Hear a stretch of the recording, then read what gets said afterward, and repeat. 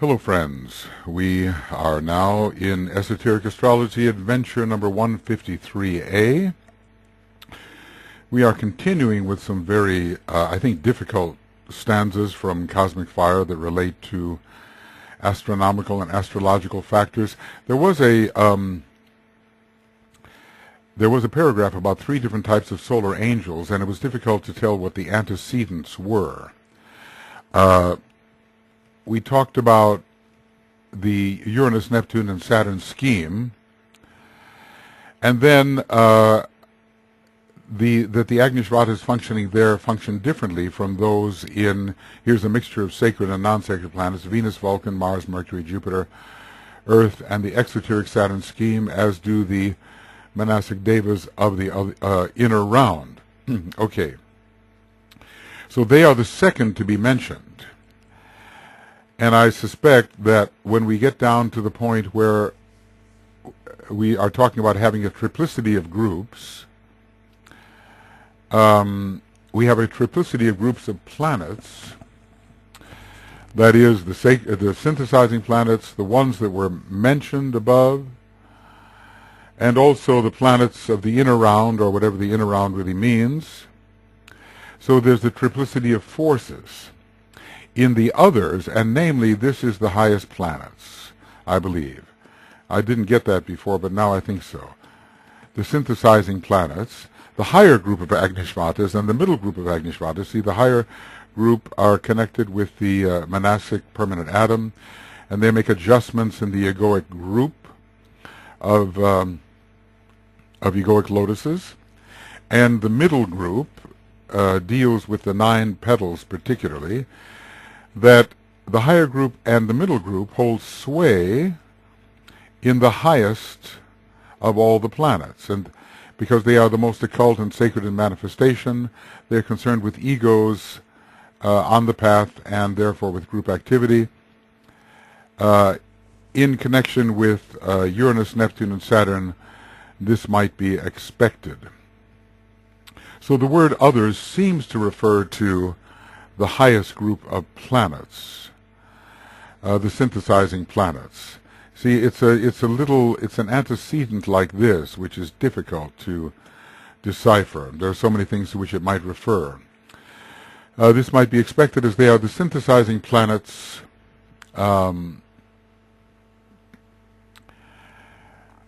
planetary schemes, and provide conditions suitable only for the very advanced stages, and they are called the reaping planets. It may be that others also refers to some of the sacred planets as well that are not synthesizing planets. This would have to be worked out, but certainly on Uranus, Neptune, and Saturn, only very advanced egos are found there, and so the higher and middle group of Agnisvatas, and not the lowest group of Agnisvatas, which has more to do with the personality expression. Only the higher 2 groups would hold sway, I think, is what we're being told. This is of course, the disadvantage of taking these excised paragraphs out of context, because we don't have the entire reading of what went before. So maybe that will clarify the issue just a little bit for those who want to get more deeply into the study. We're told in number 26 that Mercury, Venus, the Sun, and Moon constitute the guardian angels of the 4 corners of the earth. And I was thinking of a section in Externalization of the Hierarchy, page 116 and 17, where we have the names of the lords of karma, and what they signify symbolically and from the angle of their inner meaning: relationship, enlightenment, pain, and return. Ponder on this, and they are all peculiarly active at this time, and in their activity lies the hope of humanity. Now, I noticed that when these lords of karma are actually, I believe, planetary logoi. Let's see if we can go to that section here. Yes, this is an externalization of the hierarchy, right? Okay. the Lord of Pain has descended from his throne. Okay, and then there also is the restimulation of the instinct to self-preservation, which in its highest aspect is the instinct to immortality, and it tends to focus humanity's attention upon the life aspect and not upon the form. So the names of the Lords of Karma signify, symbolically and from the angle of their inner meaning, relationship, enlightenment, pain, and return. Maybe we would find a connection between these four as listed and the names of the inner meanings of the Lords of Karma. At least two of them suggest relationship, Venus, Mercury, enlightenment. When it comes to return, what could be the meaning? Return of the Prodigal Son.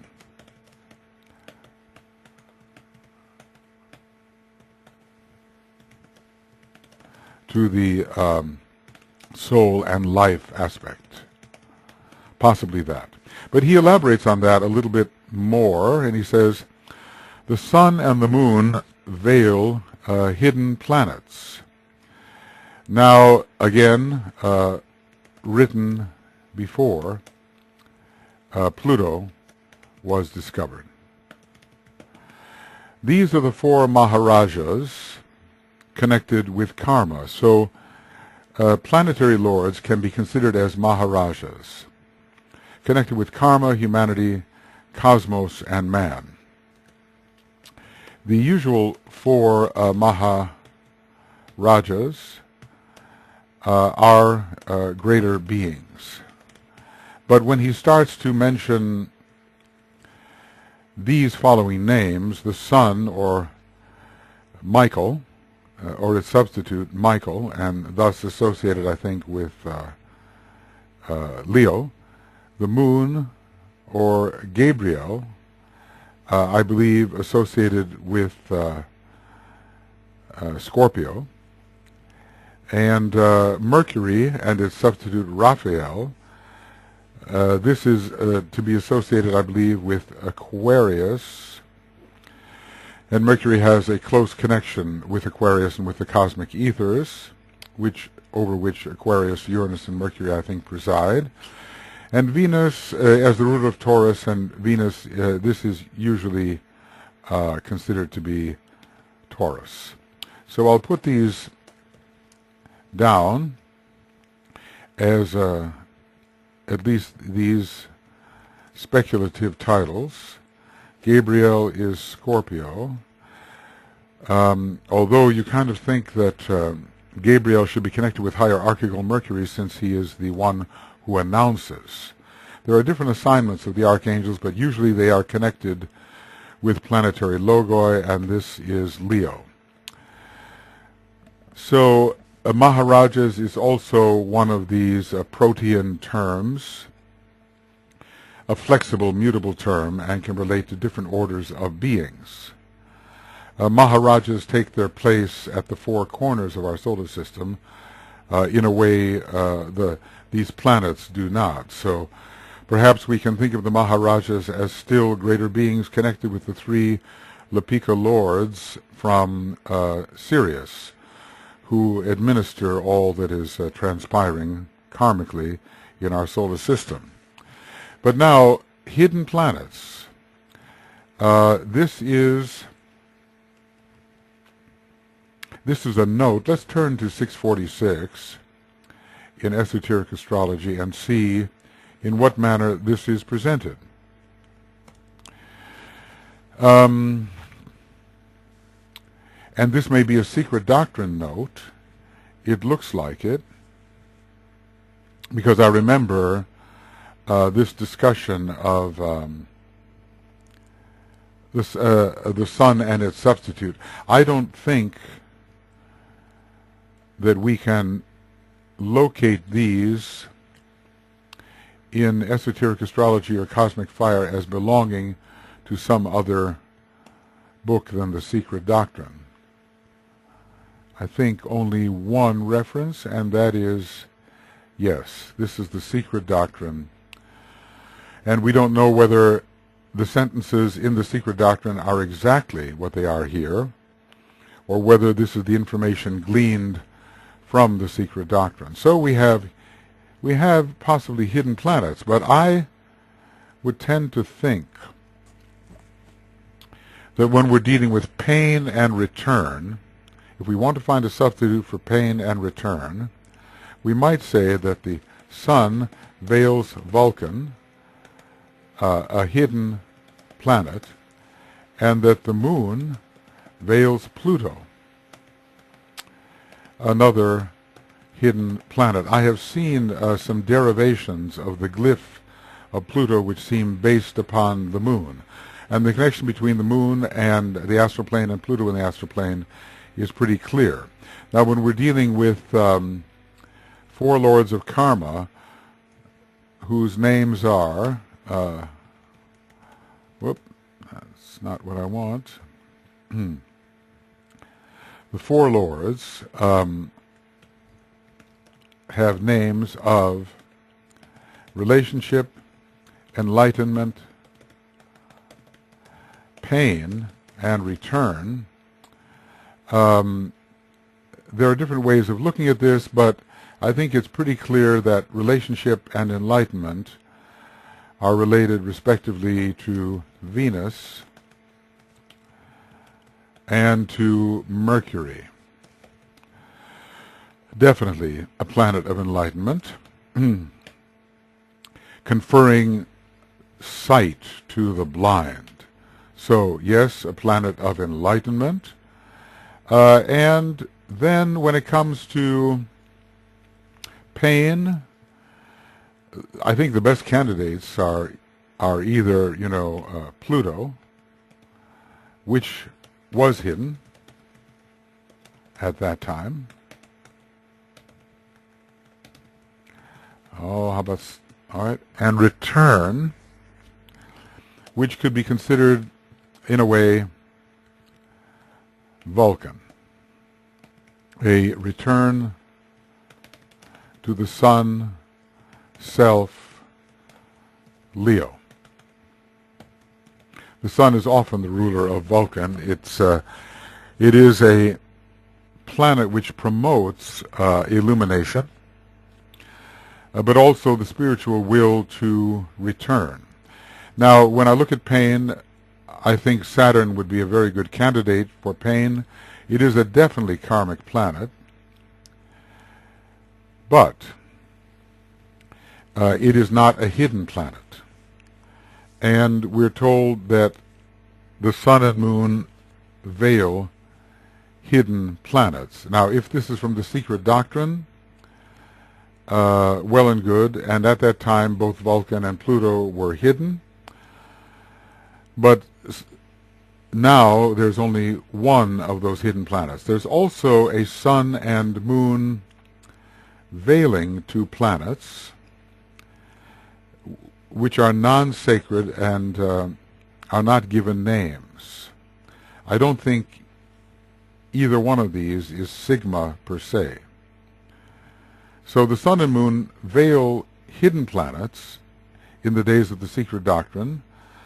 Vulcan and Pluto, two first-rate planets, pain and return. See, Vulcan gives us the sense, Vulcan gives the sense of the immortality of the being, a planet of great will and persistence.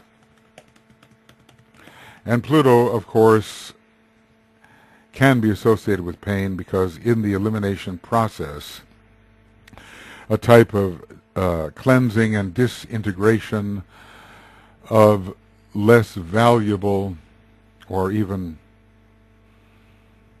substances that are irritating and do not belong, that elimination is taken. An ejection from your system is often a very wretched experience, as we know. I mean, when people throw up, they're not very happy, are they?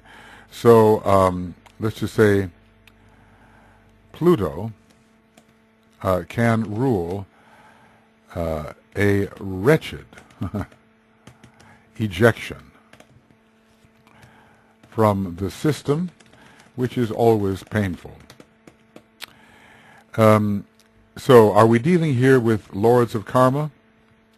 Pluto has made its esoteric approach to the earth, or is making that.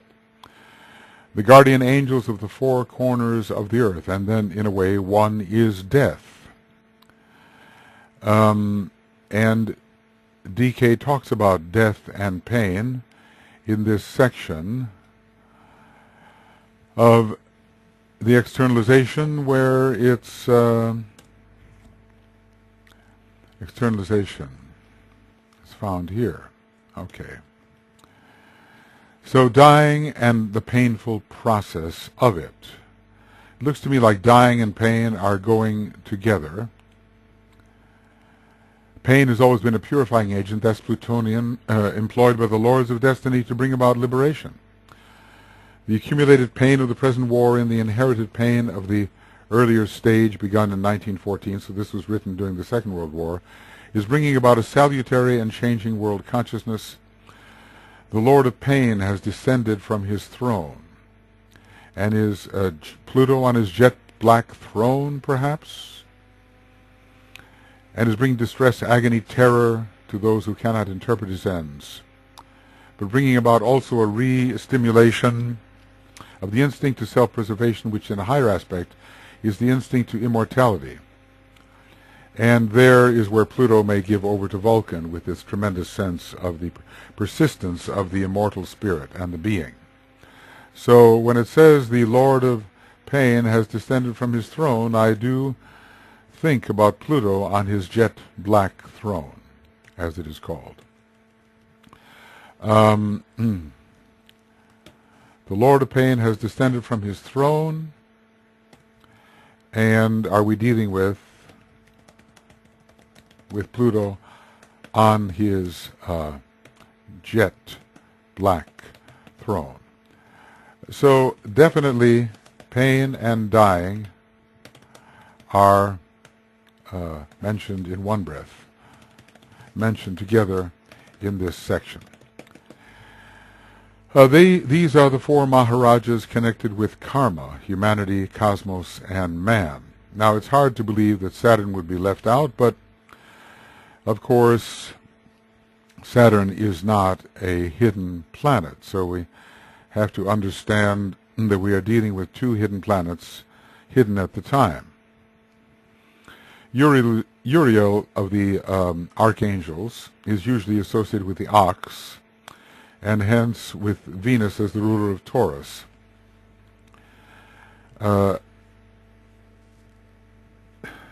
Well, this is problematic. Michael is associated with the Sun, no problem there. But and with Leo, but the rulership here, Gabriel, is usually Mercury the Annunciator, and that would be the hierarchical ruler of Scorpio. Why should the moon be included at all? Anyway, Mercury is connected in this assignment of rulerships with Raphael, which is the connected with Aquarius. Now, we remember there's always a connection of Gabriel with Scorpio. We remember that picture of the cross, which is really a six-pointed star, and there is a triangle connecting Scorpio at the topmost point and presumably Taurus at the bottom, with Leo at the side. Anyway, a triangle is created with Enoch, the type of the Aquarian man, in the very center. We have to see whether Raphael and Enoch are to be connected. Are Raphael and Enoch to be connected? Well, you can see what a tremendous learning AAB had. Although she's a first-ray soul, what would be her monadic ray? She has a tremendous accumulation of knowledge, also fed by the Tibetan. And maybe it was, I think, the Tibetan's third-ray monad which allowed him to work so closely informationally with AAB. So with HBB. So she could take what he gave him and write it up in her own form. With AAB, the relationship was different, I think, and on the basis of the soul ray, and there was a much more faithful taking down, thought by thought, word for word, in some cases, than in the case of HBB, who took the information and wrote it up in her own way. Sometimes you feel the tremendous intelligence, liberating intelligence behind HBB. The right use of the mind can bring liberation. This we know, and this the Buddha showed. In her own way, HBB seems to be doing the same thing, even though her soul would be on the first ray. Her connection with Master R was very deep, as Cagliostro apparently, and he was initiated into Cagliostro was initiated into Master R's lodge as the Count de Saint-Germain at that time. So there is a very close connection between the soul, that is HBB, and the Tibetan, and Master R, and also, in a very deep sense, with Master M and KH. Although perhaps the delivery of many items of information was made by Master DK. Well, there are many things to correlate in the Secret Doctrine with what the Tibetan has said. Now, here are some really strange things. Some of this. Saturn, the devotional faculties, governs the devotional faculties. Well, we wouldn't think so. Not according to the rays, we would not think so. So what mystery is here? The rays do not give this. But Saturn governs the bridge to the egoic lotus, and also the greater bridge from the previous solar system to the present solar system, and salvation for many who at the time had clung to the mother, we are told, was given by Saturn. So is there something, the rays of Saturn seem to be all on the hard line, and the planets, or the signs that it rules, have many hardline rays as well. Capricorn has all hardline rays, and maybe even the fifth ray to be added. At times it seems so. Libra has only the third ray, another hardline ray, but the third ray is kind of a swing ray, in a way, between the hardline and the soft line. But there is a great conformity to the archetype in Saturn. A great conformity to the archetype is found in Saturn, and can we call this devotion? Normally we would think that Mars or Neptune rule the devotional faculties, but the adherence to the archetype of which Saturn gives can be considered devotion. But other than that, why HBB should have said this, of course there is a certain adhering loyalty in Saturn, a kind of relentless karmic commitment. There is that. Mercury governs the intellectual faculties. Clear enough, it seems to be a fifth ray monad, and maybe ultimately a third ray monad, given that it is perhaps the most strictly intellectual of the planets. And the Buddha, who has the third ray monad, is associated with Mercury, and the word Buddha also means Mercury, and his present function, coming from Shambhala at the time of the Wesak festival, means Mercury. It is a Mercurian function of intermediaryship. Interesting HPB's perspective on these things. A little different angle than the Tibetan, but intellectual seems reasonable enough. A fifth ray, third ray monad with the third ray,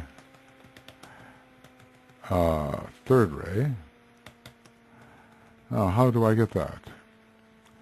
There must be a way. TDR? Yep, that's all it is. With the third ray being the highest of the monadic rays, the major one. Okay. Jupiter governs the sympathetic faculties. Well, a second ray soul. Second ray soul.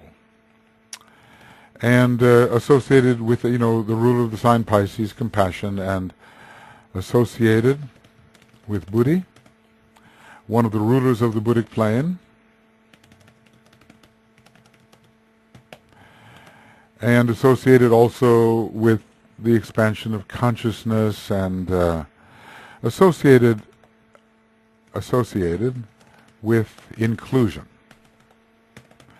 And so when you take in, as it were, the condition of others, this is the prelude to sympathy. So when you include others in your ring pass knot, you have sympathy, because their feelings are now within within your feelings, in a way. Things are not happening to others, but to yourself, because you have included the states of others within yourself, i.e., within your ring pass knot. Okay. That's possible. The sun governs the governing faculties, and, behind it, let's look for Vulcan and the men of will, as DK talks about them, who wield governance. Mars, clearly enough, the sun is certainly the central factor in our solar system, and the great leader of all the planetary host. The sun is the hyparxis, the height of any hierarchy, the height of our solar systemic hierarchy. But Vulcan, of course, is often substituted for the sun, and Uranus is substituted for the sun as well. Uranus too. Whoop, don't want that. Uranus too can be substituted for the sun. So Uranus has this great, control, inner control, and I suppose outer control. It is a planet of governance. It has a first ray monad. When it comes to Mars, the selfish faculties, no question about it. At the second initiation, Mars is overcome by Vulcan, the will, and a great blow at selfishness is struck. So Mars is the personality. Mars is the entire elemental life. So is the moon. Mars rules every elemental in the personality, and also the personality elemental itself, and these are overcome, ending the ancient authority of the personality. And I suppose especially at the third degree is Mars overcome. Mars is overcome. And then the individual is influenced by the Syrian energy and is definitely and irrevocably on the path and cannot take the left-hand path anymore. Failures may loom ahead of certain kinds, but never a great deviation from the plan of the solar logos, or of the planetary logos. This is interesting. Let's just go to the moon first, and we say yes, of course. Everything rooted in matter, the tendencies of matter towards its own fulfillment are known as instincts. And the moon represents the dense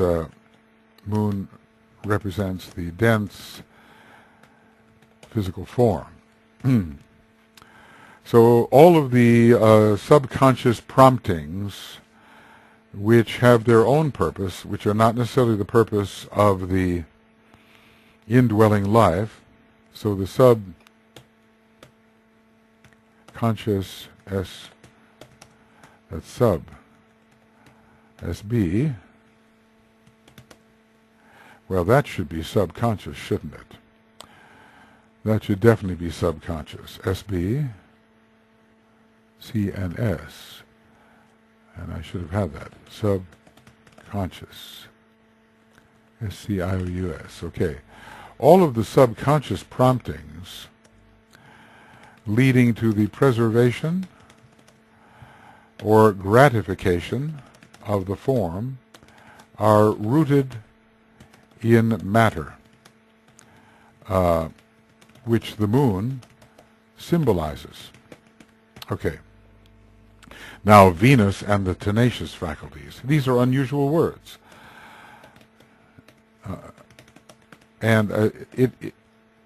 Tenacity, well, you would think of Vulcan, persisting throughout the gestation period. Or you might think of the moon and Cancer. The sign Cancer seems to prompt human beings to hold on to conditions. You might even think of Saturn. If he had said that Venus governs the devotional faculties, I would have said, yes, it's got a six-ray monad and is highly magnetic. But let's call it like this. Magnetic faculties, which will not release until consummation. So we might say that the magnetism of Venus, the magnetism of love shows no respite, no let-up, as the Tibetan has described the second ray. So in its magnetism, in its loving magnetism, it shows tenacity. Perhaps that's the way we can understand that particular assignment, those ideas. So some very different ones are here from HPV, and, I suppose in conversation with her we could understand what she was driving at. The seven angels who preside over the seven planets are the builders of the universe. Well, let's be careful about how we define universe. In those days, the view of the universe was very different from what it is at this time. So, what is a universe? Space had not been explored in the same way. The galaxies had not been located, although these island universes were probably known to the initiate. The term universe is oftentimes meant as our solar system, a strange deflation of the word in a way, collapsing of the word. The term universe often means our solar system. They are the natural guardians of the 7 regions of our planetary system. Well, what are regions? I mean, in a way, we have to ask that, what are the regions? And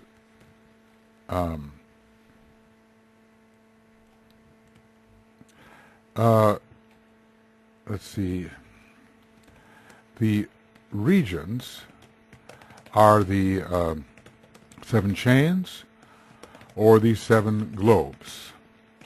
And regions mean localization in a way. All of the different continents and the different centers on the globe, they all correspond to these septenates, so they can all be considered to be regions. But when we're talking about our planetary system, it is a 7-fold system, and there are chains. Each one of the chains is definitely ruled by one of the planets. Now, what is interesting here, this tells us of the let's call it archangel ship, strange word, angel ship of the planetary logoi. HPB calls them angels, and Saturn is considered, for instance, the archangel Michael. So the idea that planetary logoi are really archangels is advanced in the Secret Doctrine. This idea is advanced. And we see the 7 angels who preside over the 7 planets. We might as well have said the 7 planetary logoi who preside over the 7 planets. So, in sum, angels and planetary logoi in this context are equivalent. The 7 builders, this is an interesting one. How it is done would be hard to say, but the 7 builders graft the divine and beneficent forces onto the gross material of the vegetable and mineral kingdoms every second round. Well, the second round, the second round has to do with the coming of the second aspect of divinity. And the, quote, beneficent forces are part of that second aspect of divinity. Jupiter, the planet of beneficence, is at this time primarily expressing the second ray. So there must be, in the second round, a great augmentation, refinement, elevation of these kingdoms through the beneficent forces. In the second round, these kingdoms must receive quite an energy conferral, which raises their quality and speeds them along their evolution. The second round is that round in which the great laws, who I think are solar angels, looked in on the process that was to eventually make the human being, and they determined that there was no readiness yet. Things had not advanced far enough for them to do their work, the developmental process. There was also the miscreation, which I suspect came under the ignorant planetary spirits, and this, I think, took place more in the fourth round, where the remnants of the third round animals were recombined into forms which were supposed to be the vehicles for the race of human beings. That was not possible. There is such a connection between the solar angels, the reptile kingdom, or let's just say the serpents of fire from a higher perspective, and the second ray, and beneficence. If we're talking about beneficent forces, the grafting would definitely relate to the descent of beneficent forces, but a different kind of grafting occurred in the fourth round.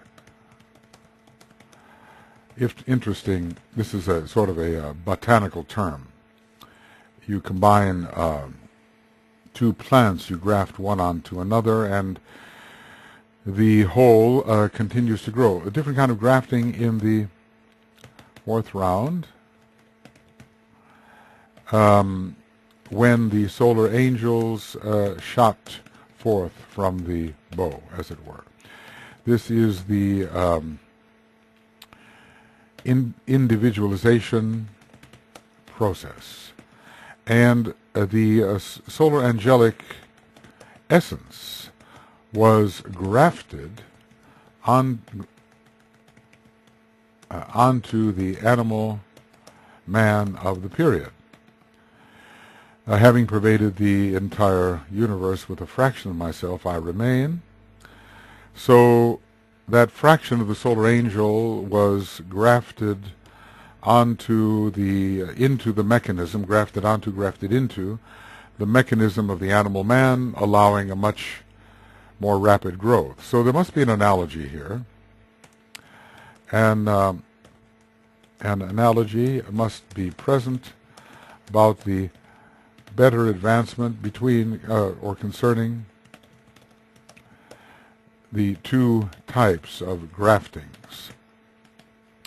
Improvement in the vegetable kingdom and even mineral kingdom, and later through the coming of the beneficent forces, the improvement in the condition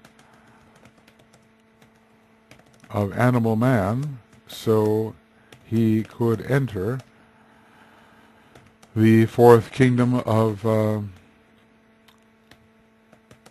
nature.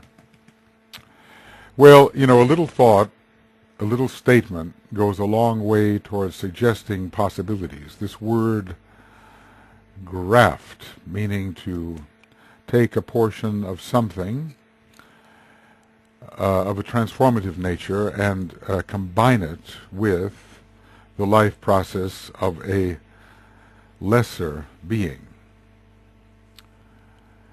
Generally, the grafts are meant to improve the condition of the lesser being. So those who are individualized on the earth chain are presently expressing a stage of evolution which is a result of a grafting of solar angelic essence into their nature.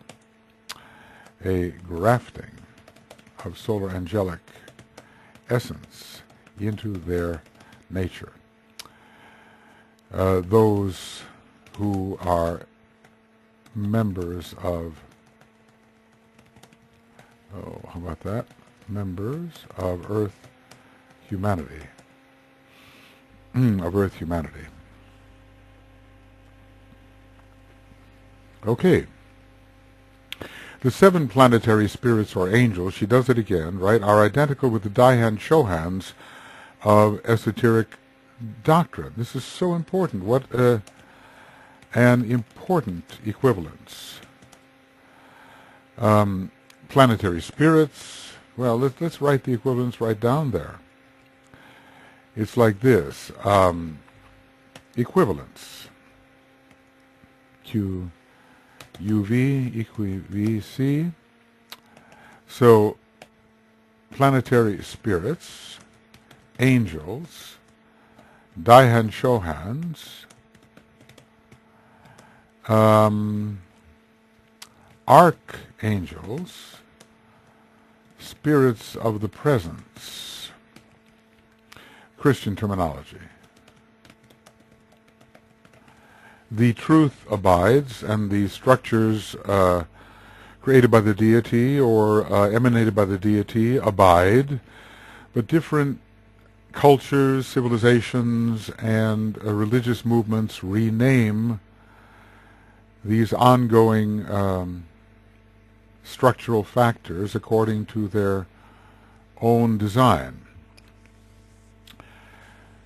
So Dhyan Chohans, you see, we can look at all of these as having kind of an intraplanetary correspondence, lower correspondence. The solar angels are Dhyan Chohans, and I suppose are spirits of a planetary presence and so forth. Whatever we have here on a systemic level, that's what we're talking. We're talking a systemic level here. We have also, in an intraplanetary sense, intraplanetary level as well. And when studying the Secret Doctrine, always the question is, what level am I dealing with? Am I dealing with something that is totally cosmic and has to do with the entirety of cosmos? Am I dealing within my solar system? Am I dealing within my planet? And sometimes HPB switches contexts on us. The Tibetan also does this. And the switching of contexts is also a means of blinding. What an extraordinary wariness it must take on the part of these great teachers to sense what could be gathered and learn from the knowledge revealed, and whether that type of acquisition is in line with the plan or not.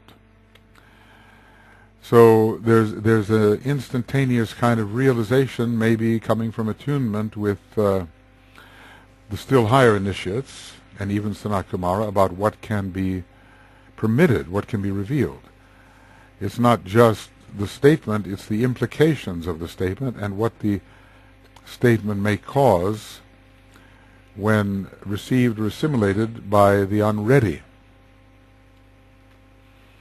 So people who are not into the esoteric worldview are very frustrated by what they consider to be a confusion of terms, not realizing that the teachers are speaking to those who have the eyes and ears to penetrate the terms, but they are definitely veiling their information through blinding from those who do not have the eyes and ears, and thus from those who are not permitted yet to see.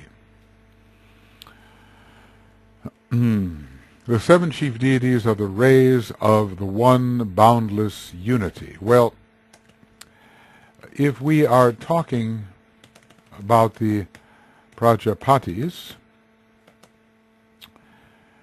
then we are working in an intra-systemic manner. The one boundless unity is utterly universal. Okay. In scope. Now, we could say that the universal logos is the one boundless unity, but the word boundless contradicts this. If we have boundlessness, we can't have a one. We can only have a zero, in a way. Or we can have nothing finite, and in a system of recurring universes, you cannot have recurring universes which are infinite. Otherwise, the time processes within them would not allow recurrence. So, we might have to consider the one boundless unity as the boundless immutable principle. The boundless immutable principle. And then, what are the chief deities? The chief deities cannot be planetary. They have to be almost ultra-cosmic. The original septenate of, well, I call them number gods. So, again, you know, HPB switches context on us. It's talking about planets.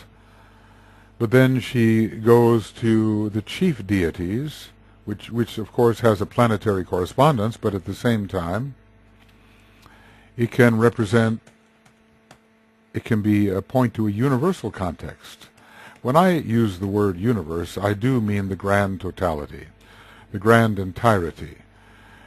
Earlier, the word universe may have referred only to our particular solar system, but I try to look for the being who is the one of our entire universe, including all of the various dimensions which people sometimes call other universes. We have to be so careful about the way a term is actually used and the thoughts that it connects with. So the universal logos, the one logos of all the universe, but not the same as the one boundless unity, nor the boundless immutable principle, nor the absolute, nor any of these other names which we give to that which really cannot be named. Each of the 7 chambers of the pyramid was known by the name of one of the planets. Well, this is an amazing thought.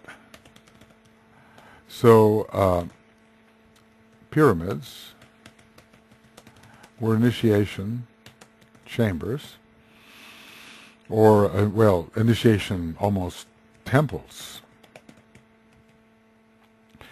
And to be an initiate, one must assimilate the gifts of the planetary septenate. I mean, not all at once, of course. The different initiations seem to be ruled by different planets or have them associated with them. The initiations have certain planets associated with them and certain zodiacal constellations. It doesn't happen all at once, but probably different chambers were involved in different types of initiations. Some people study the Egyptian mythology. It's a lifelong study, and it's considered, I think, a very legitimate study. So I don't know what the 7 chambers are. One usually hears of the king's chamber, for instance, and the queen's chamber, and so forth. I really don't know what are the names, but the idea that there should be a septenate of areas within the pyramid where different kinds of rites and conferrals are occurring makes sense to me. This is, in a way, the precursor of modern masonry, and through the initiations therein, energies needed for the rounded out individual are conferred upon the candidate.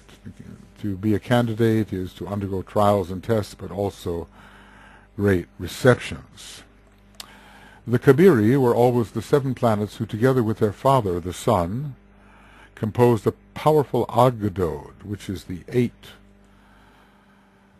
8-sided figure.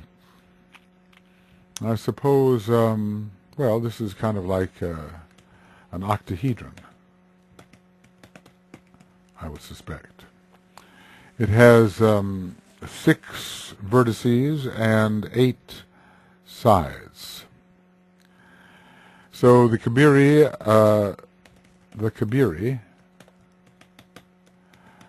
are like the Prajapati. How is it pronounced? Prajapati? Prajapati? The emphasis on the syllable, one would have to know that. But as we look at that from our English perspective, it looks like more like Prajapati. So again, we have Martanda and his 7 brothers. Okay. The ancients knew of 7 planets beside the sun. The 7th, with 2 others, were mystery planets. Now, how are we going to look at this? These were the ancients. Vulcan was not discovered, nor was Uranus and Neptune. Discovered really in the 20th century, so one can see how the mysteries are emerging. 19th century, rather. Well, really, let's do it right. 18th century for Uranus and 19th century for Neptune and 20th century for Pluto.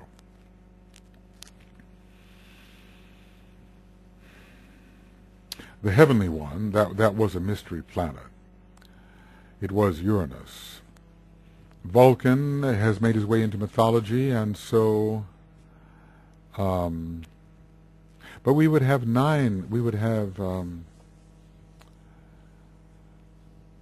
would have 9 planets, and with Vulcan there are always 10. So maybe Vulcan was not included here. Maybe the Sun, Vulcan are considered a unit.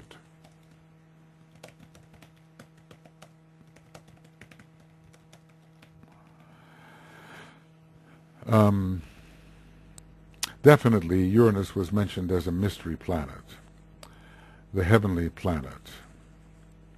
And he's even now known as the Heavenly One. So, what do we have? We have Mercury, visible at times, Venus, visible. Earth, we live on it, Mars, visible, Saturn, visible. That is 5. We can't see beyond, Jupiter. So, let's start again. Mercury, Venus, Earth, Mars, Jupiter, Saturn, that is 6. And I suppose the moon would have been considered a planet, which would have made 7. And that's all that's visible.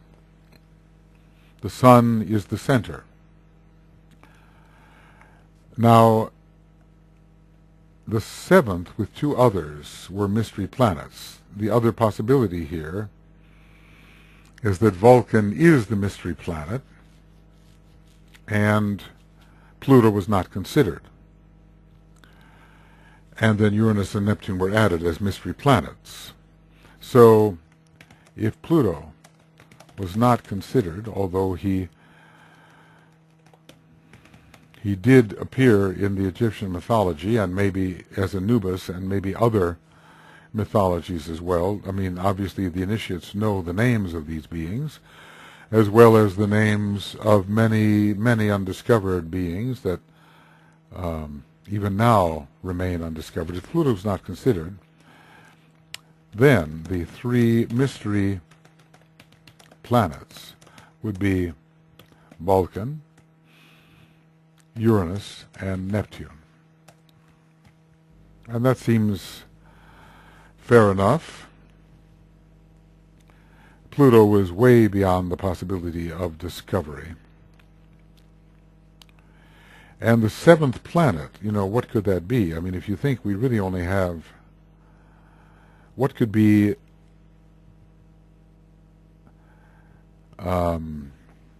what could be this 7th planet? Mercury, Venus, Earth, Mars, Jupiter, Saturn. That gives us 6. We have to have a 7th. We cannot have seen the planets beyond. So Uranus and Neptune are definitely mystery planets. Poseidon and Uranos. And then we have to have one other. It's either what could be the seventh? Well, the seventh intra-Saturnian planet, Saturn was definitely visible, would have been Vulcan, but it would be undiscovered. So if the word seven means intra-Saturnian, we must include Vulcan. If the seven suggests an intra-Saturnian state, then Vulcan must be included. Pluto would be left out. Now we have 10 planets and only 9 are here listed.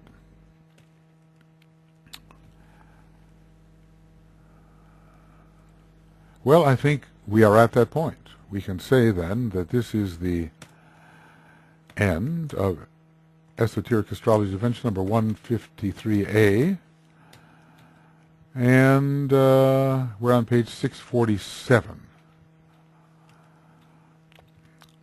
I guess there's such a heavy dose of cosmic fire in this section that the going is not particularly easy or speedy. I took, I don't know, I think I took 5 years to do the commentaries on cosmic fire. And that was most of the book, 5 years. It's a long time. Just a drop in the bucket when it comes to the type of wisdom we're dealing with here. And so I know how much thought it took to ponder over some of these more cosmic statements made in Cosmic Fire. And we are being presented with them here.